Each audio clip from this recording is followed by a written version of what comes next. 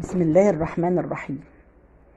الفيديو بتاعنا النهاردة بيتكلم عن الكلمة المشهورة في البيوت المصرية وخاصة للبنات اللي الأمهات دايما تقولها: يا مقصوفة الرقبة، لما يكونوا عايزين يوبخوا البنت على أي حاجة عملتها غلط. إيه قصة يا مقصوفة الرقبة دي؟ القصة دي بترجع لسنة 1798 لما الحملة الفرنسية دخلت مصر. إيه اللي حصل بقى؟ كان في بنت اسمها زينب عندها 16 سنة.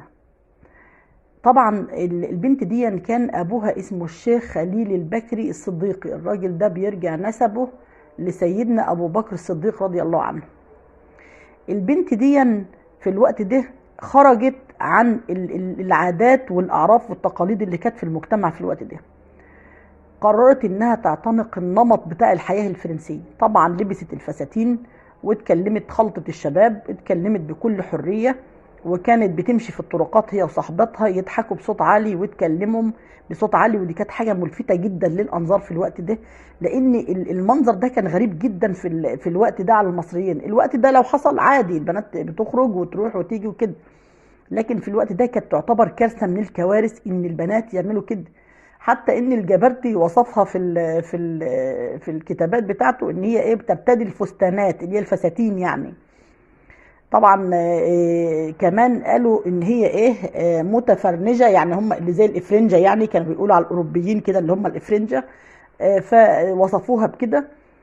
طبعا زينب سليله الحسب والنسب ديا اتبهرت بالحياه الفرنسيه ديا، وده طبعا اغضب كل المصريين لانها عملت حاجه غير مألوفه خالص، وخاصه ان هي من بيت ايه، كريم يعني.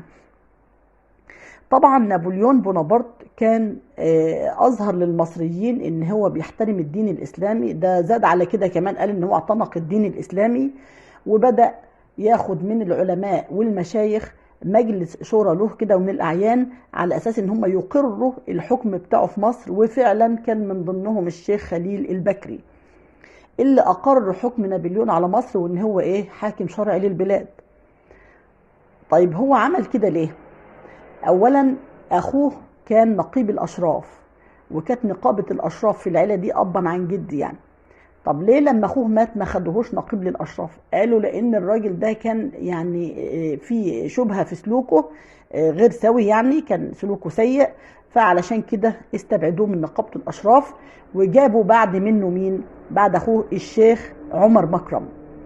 عمر مكرم طبعا كان متضايق جدا من سلوك خليل البكري هو والناس اللي هم الشرفاء بتوع مصر، ان ازاي هو يقر حكم نابليون على البلاد وهو راجل محتل مغتصب للارض. فطبعا عمر مكرم قوم الاحتلال الفرنسي بكل قوته، وطبعا قامت ثورة القاهرة الأولى اللي قتل فيها آلاف الناس. ولكن نابليون بونابرت انتصر، لان طبعا كان هو متفوق في الاسلحه بتاعته كده، واحنا كنا لسه بنحارب بايه، باسلحه قديمه والعصيان والنبوت وكده، فطبعا هم هزمون.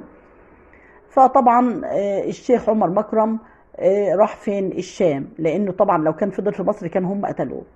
الوقت ده بقى طبعا فرصة الشيخ خليل البكري جات ان هو يروح لنابليون ويقول له ان عمر مكرم كان اغتصب مننا نقابة الاشراف وانا الاحق بها بعد اخوي.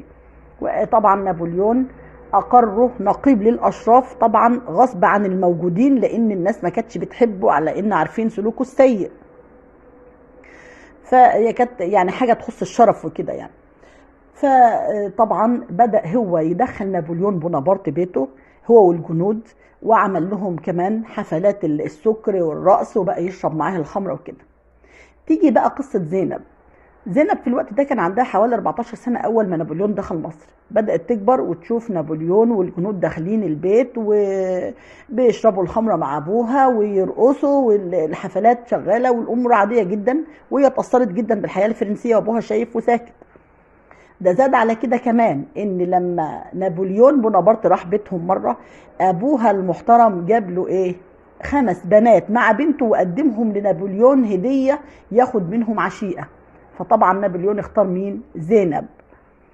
فبدأ يروح هناك وتشرب الخمر معاه وعايشة معاه عادي. وبعدين شوية كده ونابليون بونابرت زهق منها، فأداها هدية للجنود بتوعه لما خرج من مصر سنة 1800 عشان يروح ايه، لان كان في مشاكل في فرنسا. برضو استمر الحال على كده، والامور عاديه جدا قدام ابوها، لغايه الجنود المصري الفرنسيين ما خرجوا من مصر سنه 1801. وبعد خروج الحمله مباشره قرر الوالي العثماني ان هو يطهر الاثار الموجوده بتاعه الحمله الفرنسيه من مصر. بدأ بمين؟ بدأ بزينب. عملوا ايه بقى؟ راحوا لها البيت عند والدتها وقالوا لها انت عملت كده؟ قالت لهم ايوه انا عملت الذنوب دي ولكن انا تبت. وسأل ابوها انت ايه رأيك؟ قال لهم انا بريء منها. صفر رقبتها. يعني هو الاول باعها لنابليون والتاني باعها قدام المحاكمه لما قال صفر رقبتها، هو المسؤول عن اللي حصل له. طبعا هو ما حصلوش حاجه غير ان هم برؤوه من يعني التهمه اللي هو ان هي المسؤوله عن نفسها واتقتلت. وكمان لكن هم عزلوه من مشيخه الازهر او نقابه الاشراف، و هو فضل عايش لوحده بعيد عن الاضواء. لما مات في عهد محمد علي ما حدش حس بيه ولا عرف عنه حاجه. عزلوه لانه هو قالوا ان هو خد نقابه الاشراف يعني بغير وجه حق، وان هو كان موافق على صفور بنته، لكن هو قال لهم صفر رقبتها. وفعلا علقوا قتلوها، قصفوا رقبتها. ودي كانت اول حادثه في التاريخ المصري ان واحده ست يتقصف رقبتها. كلمة قصف الرقبة دي يعني لغة عربية معناها يعني ايه؟ فصل الراس عن الجسد يعني.